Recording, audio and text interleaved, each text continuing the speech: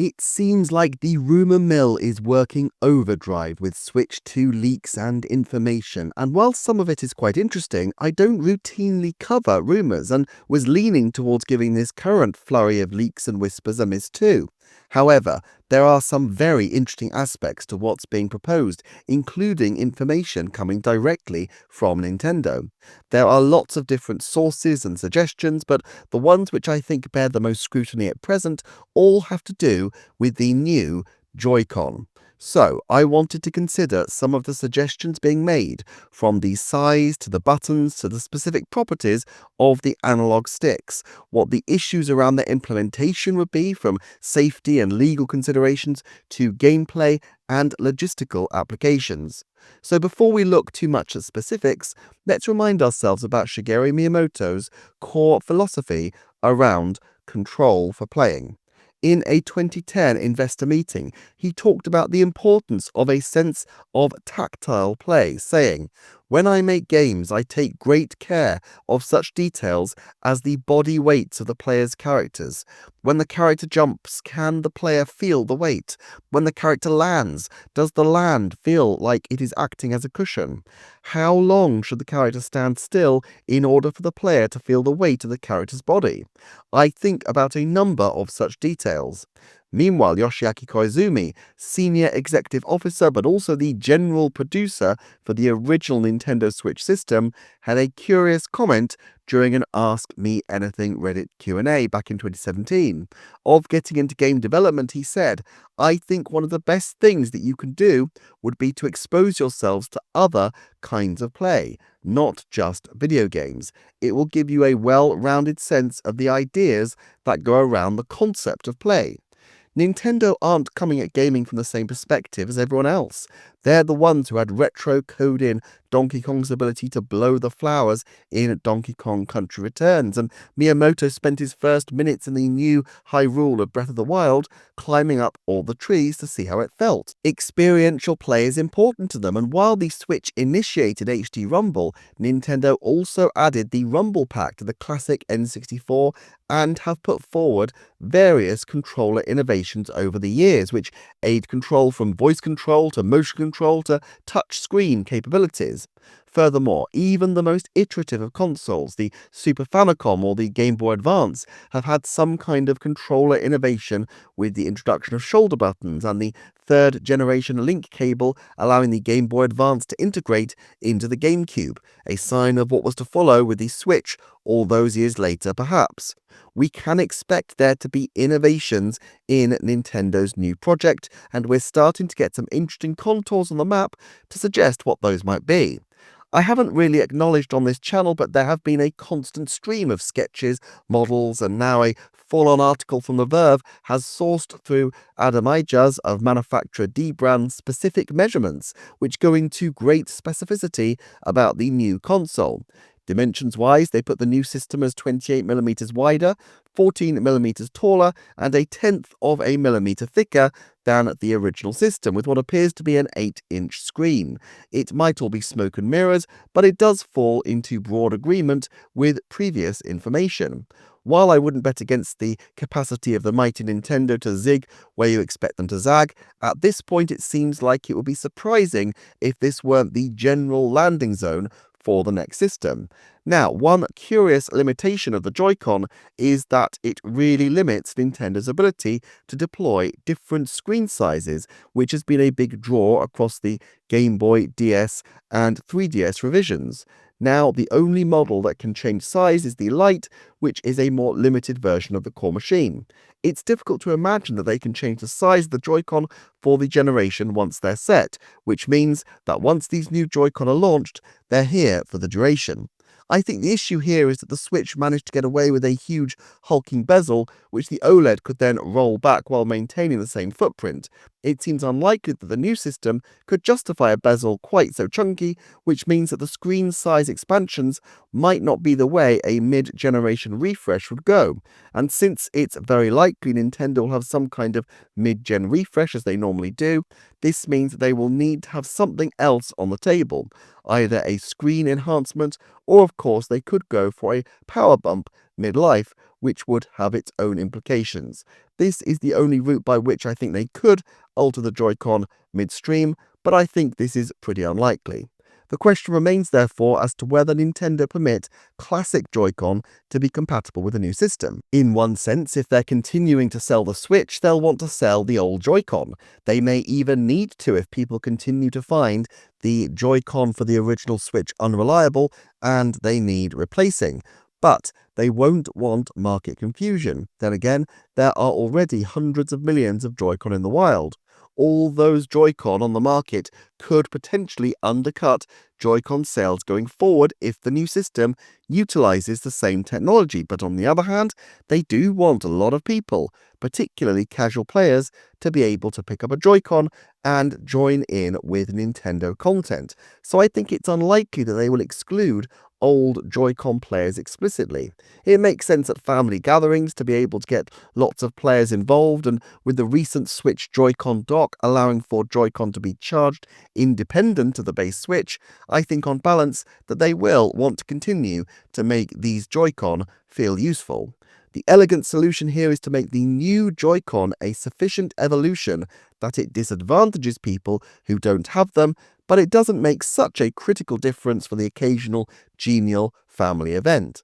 This being the case, they need the experience of the new Joy-Con to be substantially better, not necessarily in terms of aesthetics.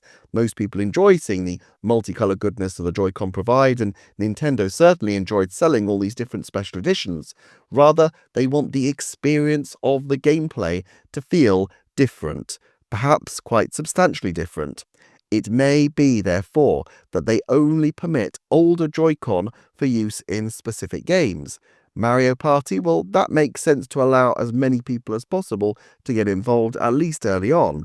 As the era progresses, the likelihood is that Nintendo will scale down the number of games that permit the older Joy-Con, especially as lines like the Mario Party series push innovative game mechanics. But I think there's a strong chance, maybe 70%, we will see at least one game compatible with the old Joy-Con in the first year of the new Switch system. Another aspect up for discussion is the concept that has been rumoured for about 9 months now of a magnetic attachment system replacing or enhancing the old clicky rails. I don't know exactly how it would work, and although there have been some purported videos of this using mock-up machines, there's no way to know for sure. However, one thing I am sure about, I can see why Nintendo would be cautious up until now, and I will be surprised if they mainline magnets too much for a very important reason: perceptions of consumer safety. Now look, magnets are commonplace, many fridges have a bunch of them, and magnets are being used more widely with Apple AirPod Pro charging cases and Microsoft Surface pens using the technology, but there is strong evidence that magnets in devices such as these can interfere with other devices, including medical devices, such as pacemakers and cochlear implants. Research on the iPhone 12 Pro Max showed that its magnetic field was strong enough to interfere with the normal operation of an implanted pacemaker when held within an inch. The thing is, phones and even devices like Apple Pens can be substituted out of the marketplace fairly quickly, but Nintendo will want its new consoles to be a fixture of living rooms and entertainment centers for a decade to come. With a mass market product like this, that would be used by all ages, including by very young children, I imagine and certainly hope the testing requirements to ensure safety would be exhaustive, and the system must have been in development when they observed Apple being mandated to extend a warning from just the iPhone 12 to a range of other products, the following rather stark warning: under certain conditions, magnets and electromagnetic fields might interfere with medical devices. For example, implanted pacemakers and defibrillators might contain sensors that respond to magnets and radios when in close contact. To avoid any potential interactions with these types of medical devices, keep your Apple product a safe distance away from your medical device, more than 6 inches, 15 centimeters apart, or more than 12 inches, 30 centimeters apart if wirelessly charging.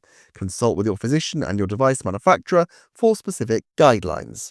Nintendo dented their reputation for robust technology somewhat with the original Joy-Con, but the worst that players experienced from that was a drifting stick ruining their play experience for a day.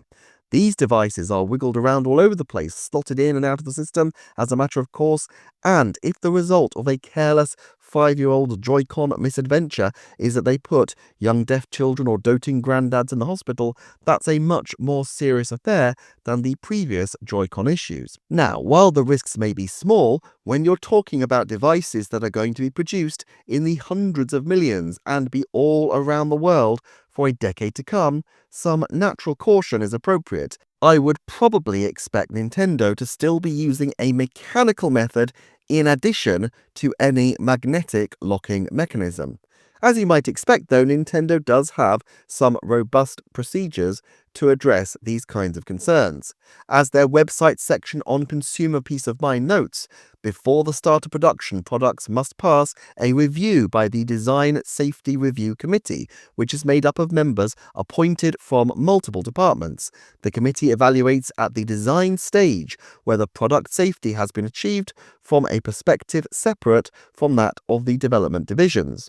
A Nintendo Group 2018 document shows the breadth of this oversight, stating that the Safety Design Review Committee is set up to screen safety design from 19 perspectives, including engineering, manufacturing, legal affairs, marketing, procurements, and repair services, particularly during the design and development stage. This screening is the most important aspect of the product safety assurance system.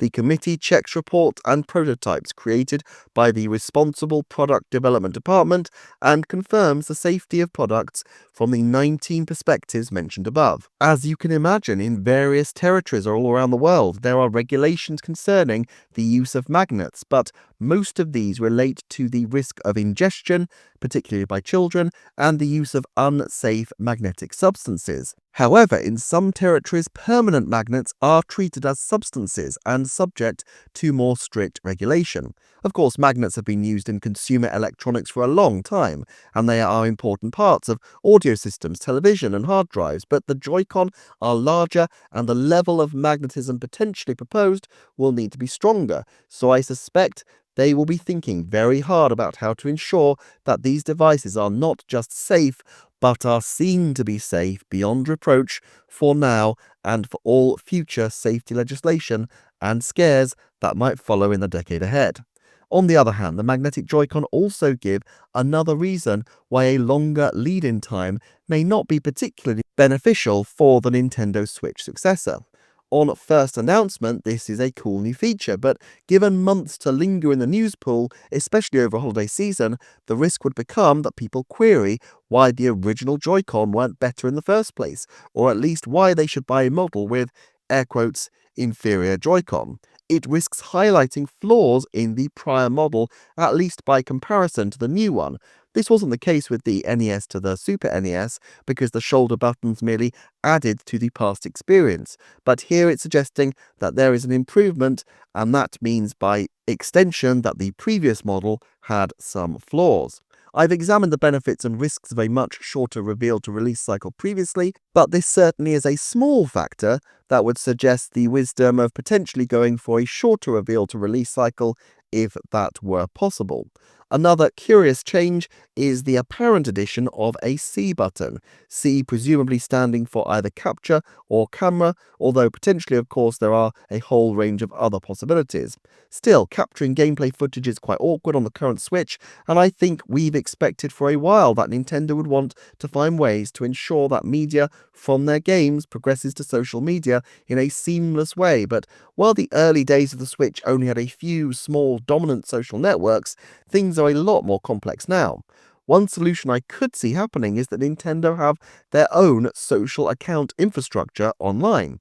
This wouldn't be some extensive social network. I doubt anybody is going to reach for their Switches for day-to-day endeavors and sharing pictures of their food, but if the website interfaced with social media accounts for you, it would allow people to easily post Nintendo content to not just one, but a whole range of social media concurrently, something obviously of interest to Nintendo. It could also be used to push favorite images to nearby switches if they restored a Street Pass style mode. Since Nintendo already had the account system in place, it would be an evolution of that process, but perhaps not such a dramatic one. My hunch is that if they do go down this route, they would want to have a more playful, Nintendo-like approach to it, and so while I'm not sure I see a return to some of the 3DS-style social features, it does seem plausible that Nintendo could create something new in the same vein, given enough time. However, it should be noticed that sometimes Nintendo doesn't utilize its innovations on day one. Yes, 1-2-Switch played around with the Joy-Con, but it wasn't until 2019's Ring Fit Adventure that we saw some really creative uses of it. Similarly, they didn't truly roll out the online service until the Switch had been 18 months on the market, though they had a free online service for the first 18 months. If Nintendo offered some kind of cloud service for screenshots and videos without any particular limit, it would preserve space on people's consoles, but also allow them to leverage this archive of images and footage later on as an entry point for Nintendo's own social offering. The other great advantage of this is that they would have some kind of control over what gets shared, since it would be shared from their own platform. It has been known in the past for some more, shall we say, suggestive Tears of the Kingdom builds to go viral, and while this is very difficult to prevent when images are taken directly to external sites, having a holding website for Nintendo albums could be an effective way to manage this kind of material. Of course, there are other possibilities that Nintendo could implement, including the button that could be used to speak to accessories. I mentioned in a prior video how the additional USB slot could be a useful way to have more diverse accessories linked to the core Switch, and having a spare button for here might be helpful. All of this said, the most interesting possibility of all comes in the form of a more tactile set of response mechanisms within the analog sticks themselves. This is a find I need to credit to Mike Odyssey, whose research-based approach to patents was a big inspiration to this channel early on. As far as I can tell, previous versions of this patent existed, with versions in 2023, but also versions going back at least to 2020, but this is a new patent in the last few days, and while patents don't necessarily come to be, the timeframe does roughly correspond to when we first saw Tears of the Kingdom mechanics, such as Ascend, confirmed in patents ahead of the release of that game. Remember, Nintendo keeps developing controller ideas almost constantly. As Koizumi-san confirmed in 2017, the newly incorporated HD Rumble and IR motion camera features had already been under research before the Nintendo Switch project began. Software developers have considered and will consider a wide variety of uses for these new features, both for titles available from the Nintendo Switch launch and ones coming in the future. It is exciting to imagine how these technologies will be used. Basically, they had the technologies, and once the developers were excited about their implementation, then put them into effect for the Nintendo Switch. So the issuance of this patent may just be coincidental, but nevertheless, if Nintendo are about to launch the machine and announce the technology, or even if they're just concerned that models of the machine are in the wild, they will want to make sure they have all their legal I's dotted and all their T's crossed. The original patent refers to a magnetorheological fluid, i.e., a magnetically charged form of fluid, and discusses a controller with, I quote, a resistant section using a magnetic rheological fluid whose viscosity changes with a magnetic field intensity and which becomes resistance.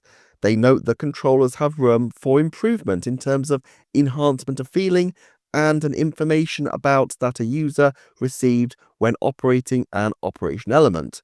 So the most plausible interpretation seems to be that the next console could use such a magnetically sensitive fluid or foam which changes consistency when hit with a magnetic field to ensure that the analog sticks could be easier or harder to move depending on the circumstances in the game. Given Nintendo's history with Rumble and indeed HD Rumble, This feels right in Nintendo's wheelhouse, and while I can't speak to the specific technology involved, I'll drop a link to the patents and Mike Odyssey's video below so you can see for yourself. It strikes me that some kind of tweak to the built-in feedback mechanism like Rumble feels like a 70% chance, absent any current information, because it's a constant area of interest for Nintendo at all times. However, this looks like it goes quite a bit beyond that. It's rather curious to imagine that the idea of the frustration users felt over the drifting Joy-Con sticks might have led to this moment, but the logic seems to be that the game developers can control the resistance of the controller, which, combined with the HD Rumble, could give a far more immersive player experience. But Nintendo is unlikely to be creating this without any idea of what to do with it. With HD Rumble and the IR cameras, we saw applications such as 1-2-Switch, the Mario Party series, Ring Fit Adventure, and others. As Koizumi-san says, they will have ideas already. If this technology is key to their launch, and I suspect it might well be, then it only makes sense to model this at launch. And the question then becomes, how? 3D Mario always tries to acknowledge console-specific features, from the Super Mario Sunshine FLUDD controls using the analog triggers to waggling the motion controls in Super Mario Galaxy to waggling the Joy-Con in Super Mario Odyssey to get Cappy to throw in a circle, something I always found very difficult to actually pull off. Frankly, 3D Mario is not always ideal to model this technology, and in the past, as I explored in my recent deep dive of EPD8, the 3D Mario team, they've been chucked things to incorporate mid-production, and it hasn't always been something they've been impressed by.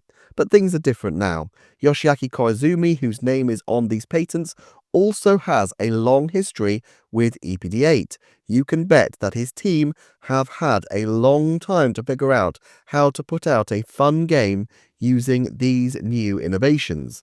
Immediately what strikes me is that Mario's controls could feel different underwater, on ice, moving through lava, or in all sorts of other environments. With good enough rumble, I could even imagine them doing a level which takes place mostly in the dark and using touch cues to navigate. But to be honest, the game I could imagine that would really benefit from this, it seems to me, is a new Mario Kart. The purr of the motor, the resistance of the wheel as it turns, the gloop around the wheels as you get splattered with oil and then suddenly finding the controls incredibly loose and slippery as we hit an ice section. This would be by far the simplest way to allow a mass of people to understand intuitively and quickly what the new console is doing differently.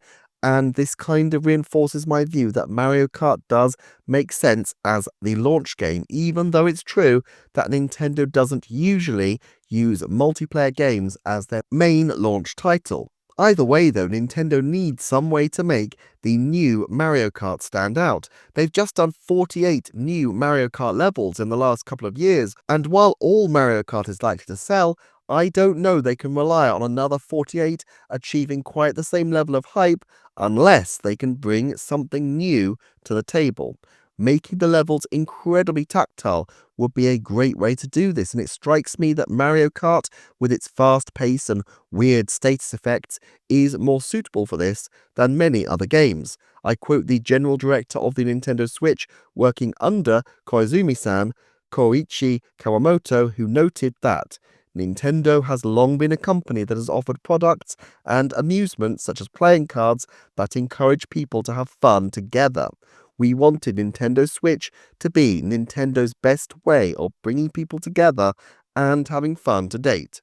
In this sense, prioritizing Mario Kart would go along with their aim to beat the scalpers by having an ungodly number of products available at launch. And let's face it, without a secondary system to fall back on, Nintendo need that incredible sales velocity. So, where do all these crazy ideas put Nintendo? As they enter their 5th decade of console gaming, are they hitting a midlife crisis, or do these concepts have arms? The thing about Nintendo's crazier innovations is that they start out as left-field gaming ideas, but they do have a habit of becoming industry standard. Where would the industry be without D-pad, shoulder buttons, touchscreen, motion controls, and rumble? It's not that Nintendo necessarily initiated all these ideas. We all know their approach is to make the most of seasoned technology. But the company seemed to have a knack of finding ideas that become part of the future of gaming. Although I must admit, I still wish we'd get those analog triggers back on Nintendo from the GameCube days. For more on Yoshiaki Koizumi's history with the EPT-8, check out this video on screen. Thanks so much for my wonderful Patreon supporters.